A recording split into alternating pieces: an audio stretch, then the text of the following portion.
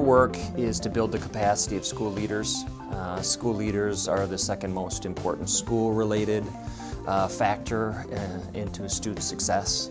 And so our role is we're sort of the venue for school leaders to come together and grow their practice, learn more, get better at practicing the art of leadership. In its modern incarnation was really when collective bargaining came to be in the 70s. It used to be that the principals organization and the teachers were really one and the same.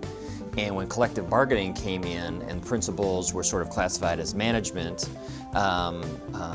it would have been illegal for principals to continue to belong to WEAC, for example. And so our association had been more of a social venue within the larger teachers' environment, really until the 70s. I was a student here at the University of Wisconsin-Madison studying public policy, and education policy always appealed to me just because of the importance of education on every other aspect of public policy. And when I was at the university as a student, I had an internship in sort of government relations for the university. And shortly thereafter, our association was hiring a director of government relations, and I applied for that position and was lucky enough to get it. So I started working with principals and with superintendents and with other educators on what would be ways that the state could help them in the classroom, improve learning, and I really enjoyed that. I did that for several years. It was the first job I had with our association. Sandy Stein was my elementary school speech therapist, and if you would go back into second grade Jim Lynch, the only person who could understand what I said or what I wrote was my mother.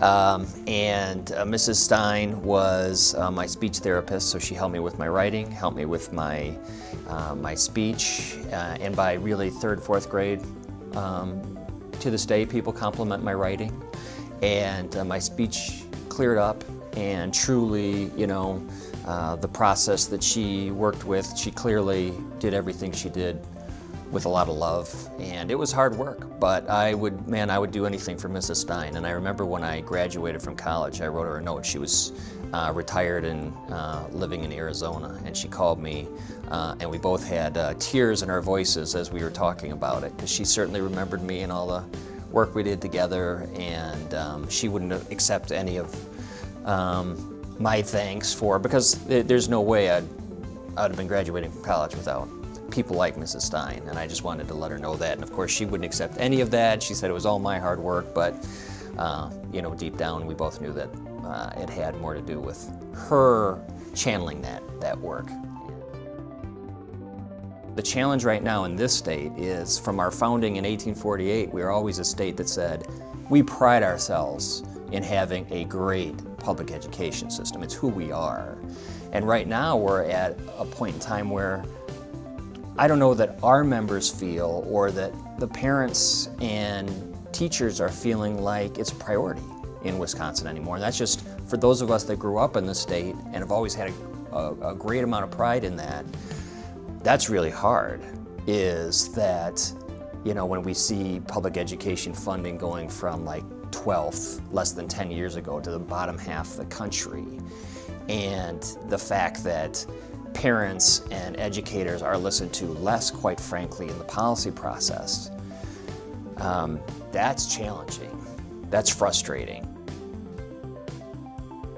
Education is positively correlated with all the things we care about. Voting rates, raising a family out of poverty, having good career options, health, smoking rates, you go through all the list. So all of those things are positively, the more educated we are, the more we are engaged in our democracy, the more prosperous we are, the healthier we are.